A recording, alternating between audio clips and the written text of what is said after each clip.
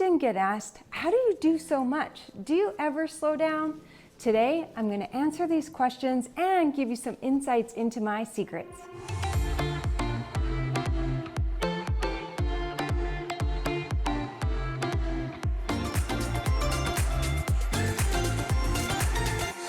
If you're anything like me, you've got a lot of balls in the air between family and home, work and career, self-care, and you may even question your sanity as to why you take on so much. Well, let me share with you my secrets, which really aren't secrets at all, what I've learned about myself and why I take on as much as I take on, and why I do what I do. And perhaps it might be helpful to you too. First of all, I'm a Jane of all trades. Even though I'm a designated accountant by profession, I've had a very diverse background. Even starting with my education, in university, I knew I was going to go on to become a designated accountant, yet I took a major in business administration and a minor in psychology. And in my career, I've had a variety of roles.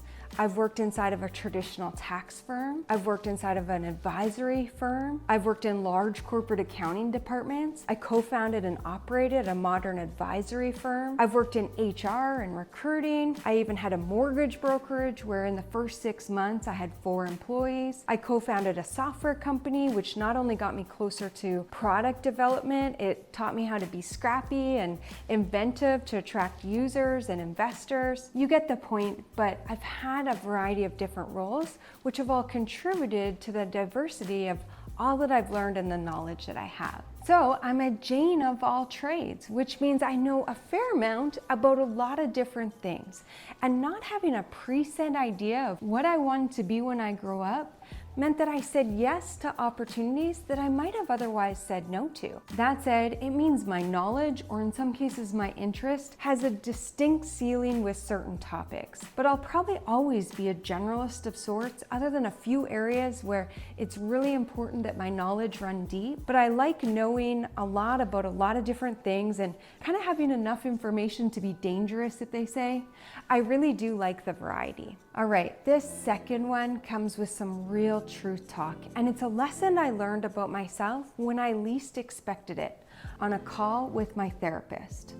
Now, let me just tell you, there is no shame in therapy in our house. Having a daughter on the autism spectrum means we've had professional guidance and support for the past 14 years. And in our house, we've really normalized seeking professional expertise or advice where it can support us. So on a call with my therapist, my entire purpose from my side on that call was to seek her guidance on how to slow down, how to do less, and how to sit back and just relax and go at a little bit slower pace. As you may already know, outside of my full-time role at FreshBooks, I also operate the Women in Accounting mentorship platform.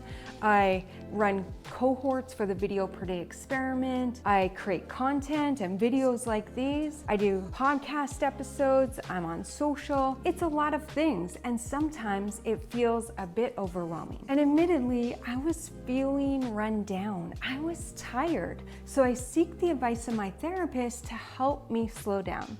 And to my surprise, she said, I'm not gonna do that. I know you too well. I'm not going to help you slow down. Instead, I'm gonna help you understand why you do all you do and how it's actually beneficial for you to do more than one thing at the same time. Here's what she taught me that day.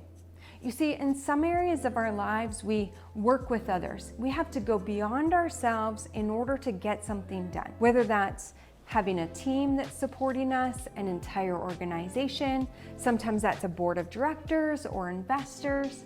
And when we work with these other people, they sometimes don't go as fast as we want them to, or they're not comfortable at the pace that we like to move at. And in some cases, there's parameters when we work with these other people, or they're not as risk tolerant as we are. And as a result, we're not as free to do what we'd like to do. So having an outlet that we own entirely and we don't need somebody else to support us or get behind us or to unlock something for us means that we have complete control over that outlet, and it means that we can be as creative as we want to be, or as risk averse as we want to be, or move as fast as we want to move. Having this other outlet where I can move as fast as I'd like to move actually increases my patience for the other side where I need to move at a pace that's comfortable for everyone involved. Having that variety, these various outlets, has really helped me professionally overall. And the third thing is, I really don't do it alone.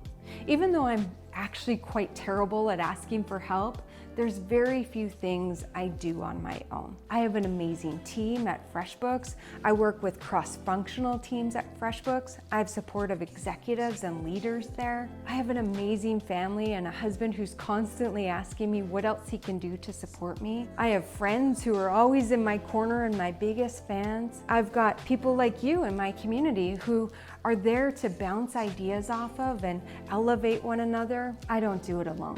And most of the successful people that you and I admire, they don't do it alone either. And that's it. That's my secrets. Really not secrets at all. But I hope that that perspective and these insights will be helpful to you, as I'm sure you've got a lot of spinning plates in the air, and maybe you've never sat back and thought about, why do I do all that I do? Is this the right pace? Should I keep doing multiple things at once, or would I be better served by doing one thing at a time? Comment below, I'd love to hear, and if you like this video, subscribe so you don't miss a thing.